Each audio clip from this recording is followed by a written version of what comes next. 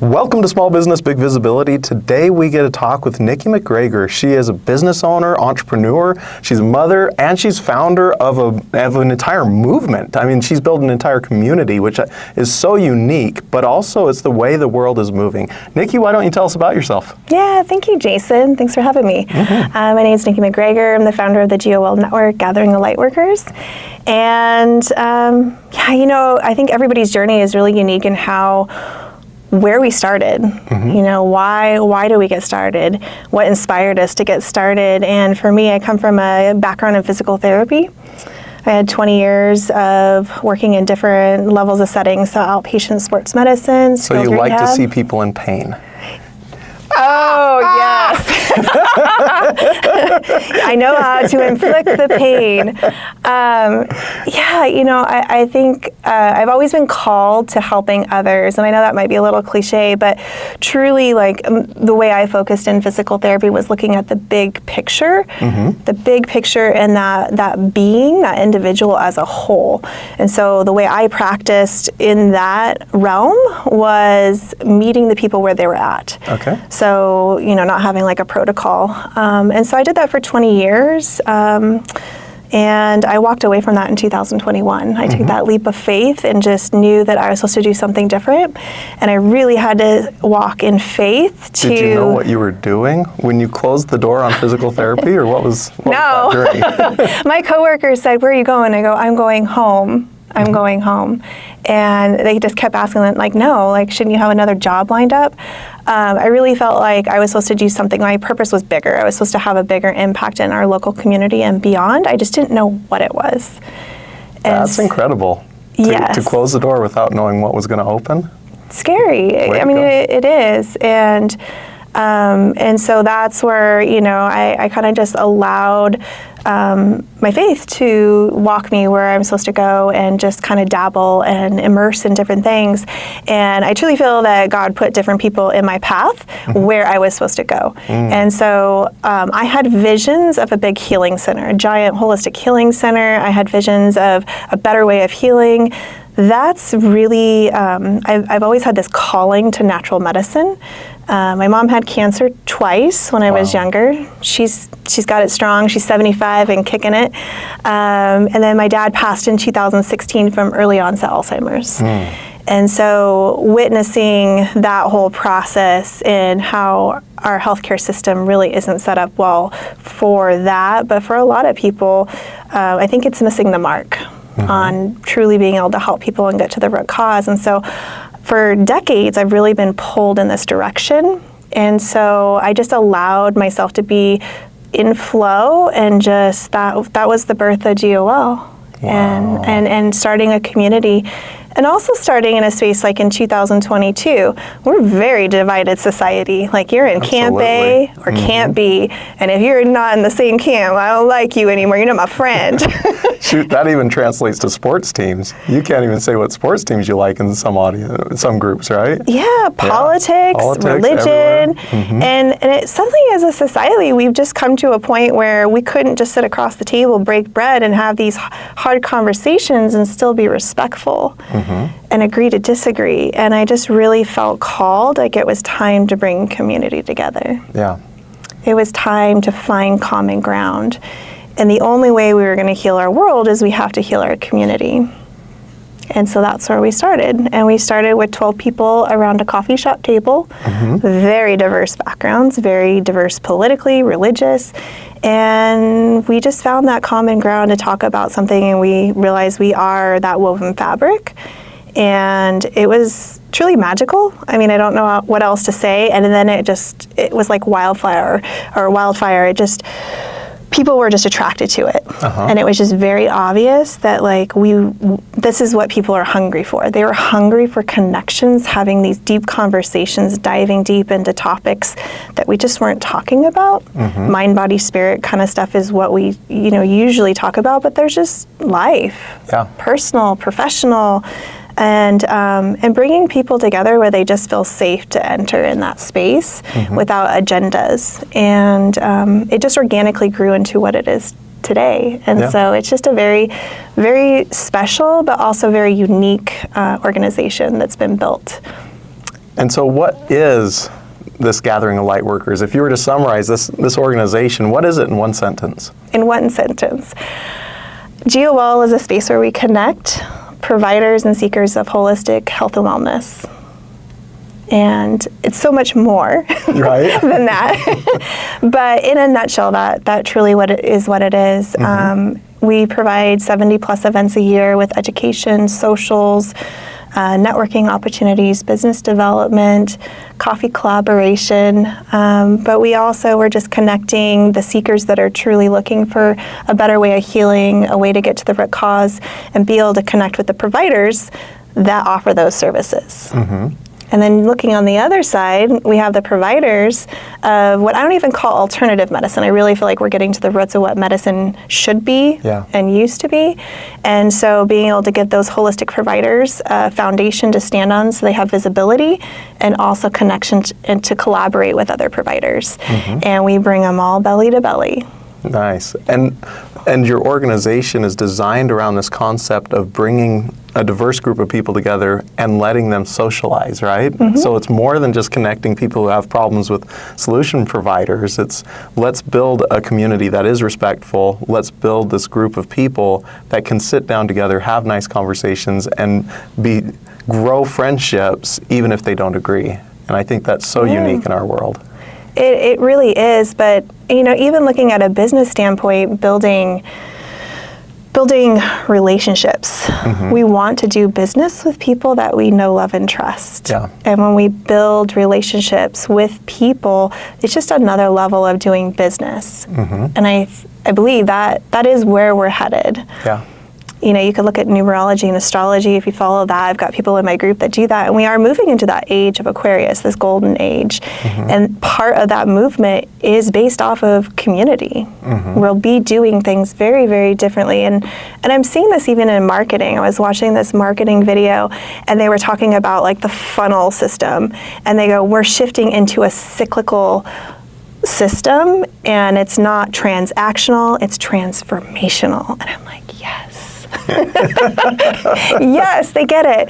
But we're really in this, that's what people are looking for. They're looking for healing, they're looking for joy, they're looking for happiness, connection, having conversations that, they're not weird, like we can just be open and have conversations. Right.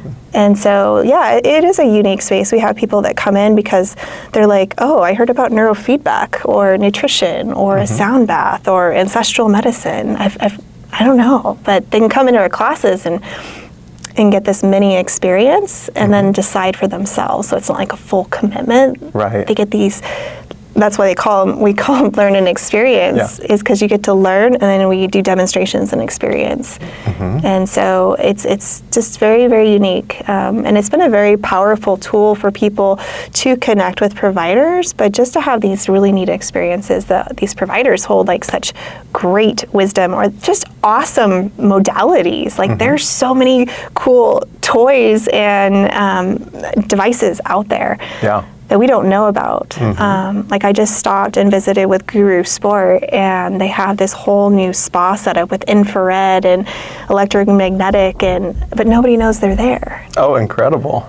And so it's like, those are the people I want to connect with because they built something that in cold plunge and salt and they've got all the things. And so like, that's what excites me is like, oh, you're a chiropractor, but you're offering this elevated experience for people. So if we take now and twist this a little bit, you said you had no clue what you were doing when you walked out of the office, and you're like, I know I'm doing something, but I don't know where it is or what it is. Mm-hmm. What was that process like to move from, I have this feeling that there's a vision of something in the future for me. I don't know what it is. How did that journey happen? And you said a part of it was in the flow, but I think other people experience that as well. And they may be in that stage right now. Someone listening may be in that stage where they're either on the fence about something or they've been feeling like they want to move in a new direction. What was that journey like for you? And what advice would you give to people listening on that side? Yeah, I love that question, Jason. And really having a vision, right? We have visionaries and we have action, and you have to have both. Mm-hmm. And so having that vision, but taking the daily steps and being consistent and it really is walking in faith, but it also comes back to your community of support. I wouldn't be here today if I didn't have the community. Those people cheering me on, or, like having questions like yourself, you've helped me so much, Sure. with website and different, tech. And I wouldn't be here as the leader and founder of GOL if it wasn't for the community. The creation of this organization is this culmination of a lot of people's input, the leadership within the community. So any individual that's out there and is looking to build something, they have this idea. Well, take the idea and then you start taking steps forward. And if you're not sure what to do, you ask. And so fast forward, I have different systems in place. I have tracking systems, I have workflows, and follow up. That's another thing, is very good about following up. Okay. And being consistent with that. I think really consistency is key. And just to keep moving forward regardless. Yeah, is really that idea. It's okay too to pivot. I have some people ask me, "What's your secret?" Okay. And this is usually my answer, and I know all you business people out there aren't going to like this, but I call it spaghetti on the wall. I maybe told you this. I think it's not having fear trying something. And what I say is what sticks. And I'm very methodically thinking, like I will think things through first. It's not haphazard. Sure. But it's not having fear to try. And if it works, great. If it doesn't, pivot. That is profound. So many people are so scared. If they don't know how it will turn out, they're scared to try. Yeah. I think, what's that saying? If at first you don't succeed, hide any evidence of attempting. I think a lot of people live in that. Shove it under the rug. Exactly. Well, it is. I think a lot of people, they have a lot of fear to try, and I think that's what stops a lot of entrepreneurs. And the ones that do well are the ones that aren't afraid to try. Most successful business owners, how many times do they fail? Oh, way more than they succeed. I know. So you have to, that's part of the process. That's part of the journey.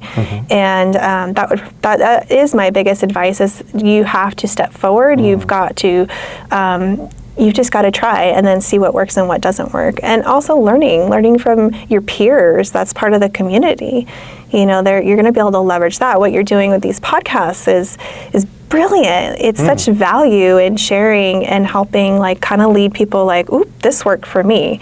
Sure. Especially when I see people all the time that come into GOL that are just starting to develop their business.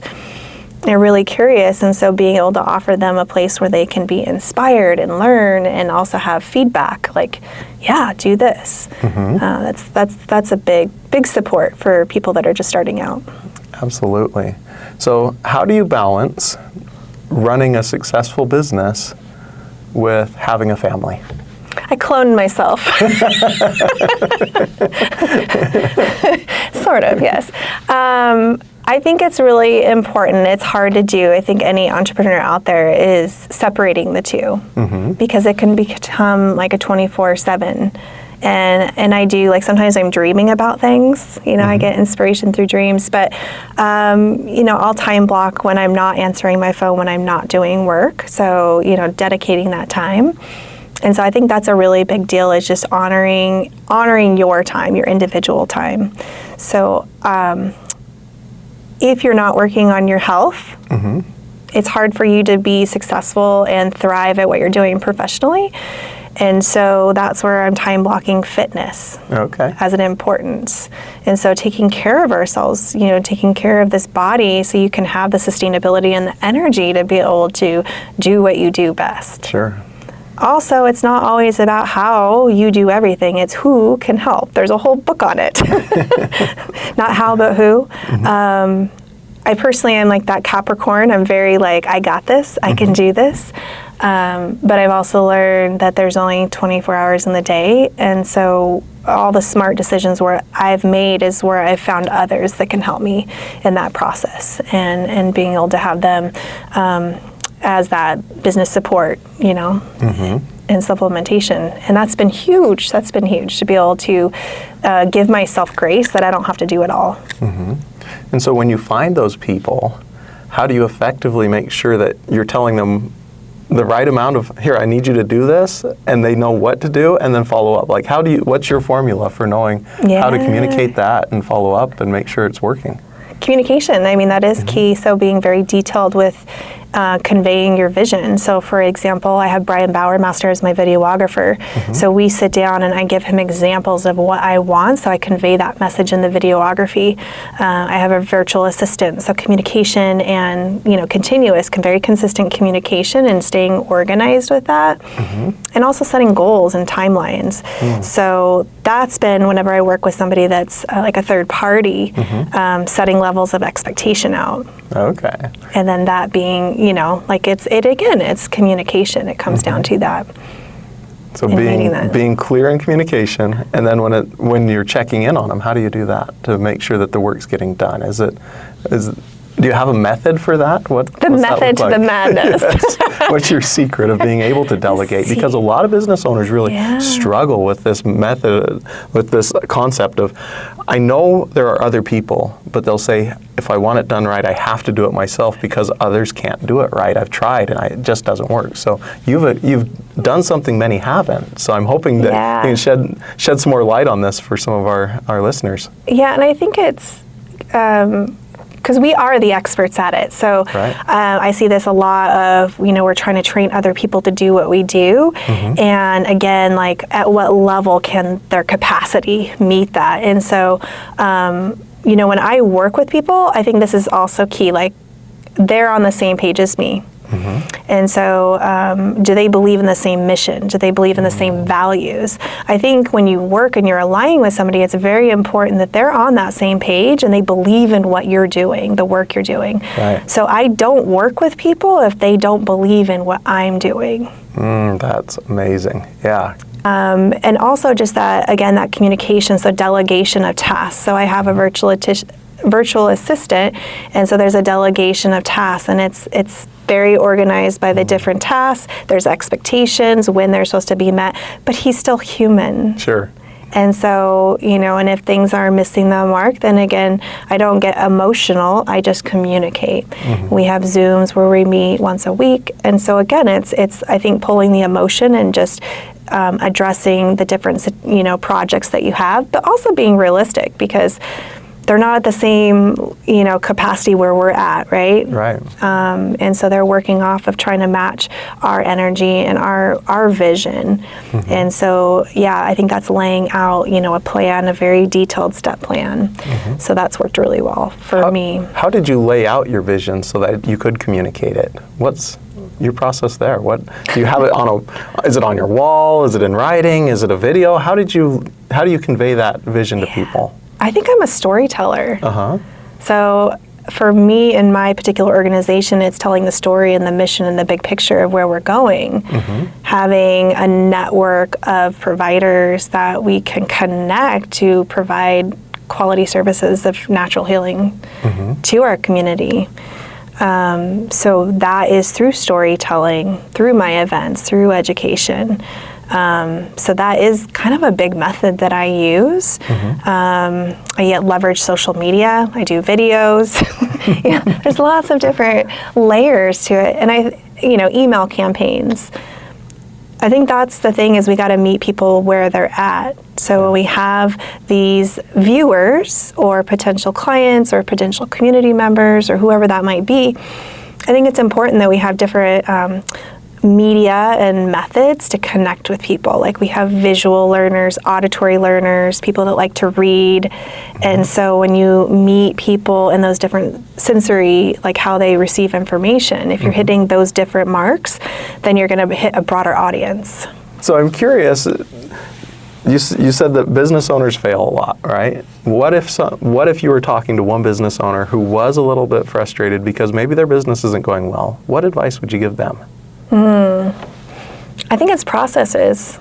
I think it comes down to SOPs, standard operating procedures, so writing everything down so it can be duplicated. That's been a big thing for me. And then also having platforms in place that can duplicate you. So the workflows, the email campaigns, There's lots of different things out there that can make your life easier and duplicate you. So when I said clone me, that's essentially what we're doing with these different platforms. And so we have a pretty robust system put together, and I couldn't do it if I didn't have all that set up. I would be like the monkey behind the computer, you know, like plugging away. If you didn't have all these systems and people in place, how many hours a week would you be working to do what your business is doing right now? Oh, double, at least double. It's a big deal, and we see this consistently in the business owners. Is they Frankenstein stuff together, but it isn't a well-oiled machine. There's a lot of glitches, and so business owners, you're getting started, and you're like picking up the pace. You're getting busier, but now like, oh my gosh, like this is a lot of stuff. You know, you've got invoicing, you've got, you know, keeping in touch with your clients with email campaigns and contacting. You know, it becomes very overwhelming. And how do you keep track of that? And I couldn't do it if I didn't have the program that I have in place. The programs, there's a couple, but yeah, that it's a massive tool to be able to template things out and just kind of have that easy button, but also to be able to track.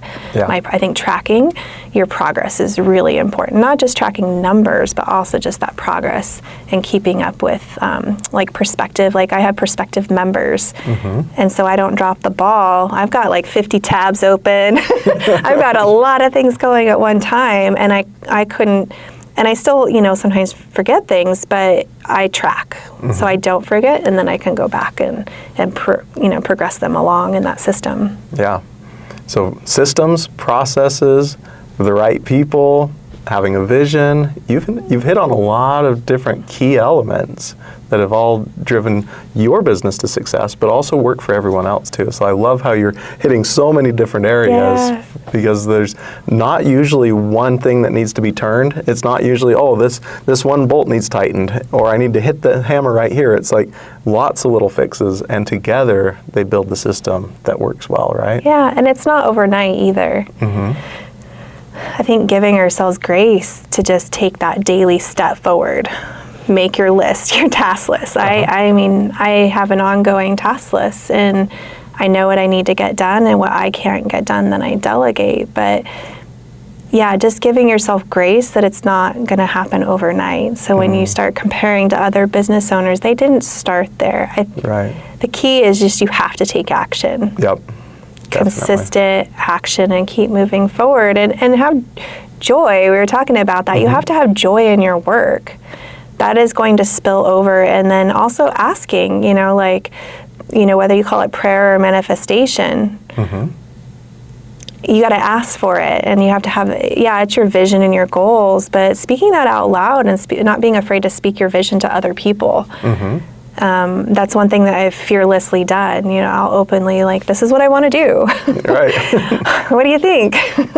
That's been very powerful for me. I've been able to leverage that, and that's, you know, sparked other people go, oh, I have that idea too, or, oh, I love that. I want to help you.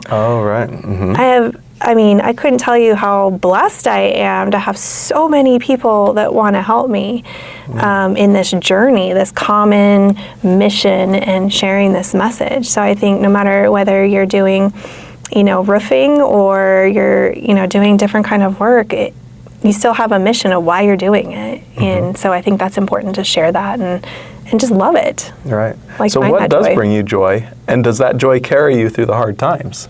For you personally? It does. It does. Because there is struggles. There's frustration and struggles. Everybody has it. It's all like, the little stuff. But for me, the biggest thing is I love connecting, hearing about connection that happens maybe down the road, or hearing about the wins in people's lives.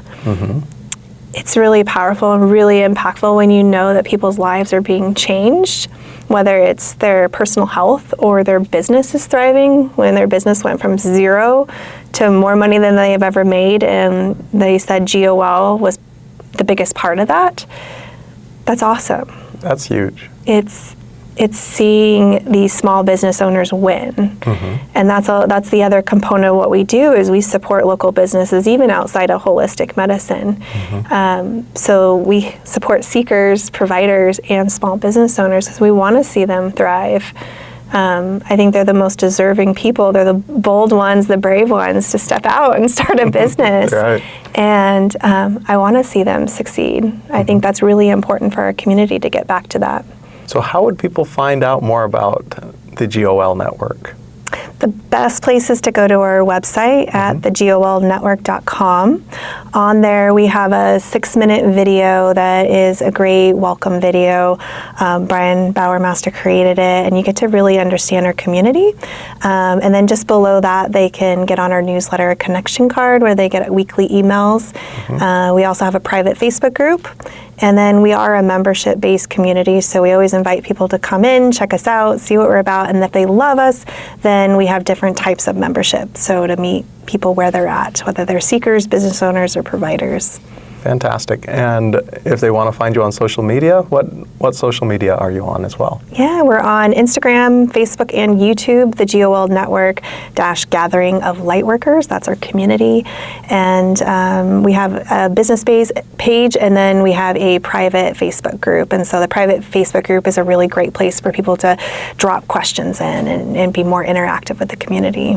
Yeah, and be able to connect with those like-minded, or those open-minded people, I should say, right? Like-hearted, like-minded. I like that, like-hearted, yeah. Yeah, and it really is, it is the Treasure Valley, the large portion, but our last virtual coffee, we had somebody in Bordeaux, France, Ontario, Canada, California, Florida. So we are connecting with other like-hearted all across the globe, which is really exciting that we are changing lives here, but it is a massive movement, and it's going to just continue to help a lot of people across the globe, which is exciting. Yeah, in the coming years, it'll be everywhere all the time, right? I hope so. I hope so, yeah. Well, thank you so much for being on this podcast with me today. And thank you so much for listening. I'd love it if you'd subscribe and share this with other people who'd be interested in hearing some of Nikki's sage advice.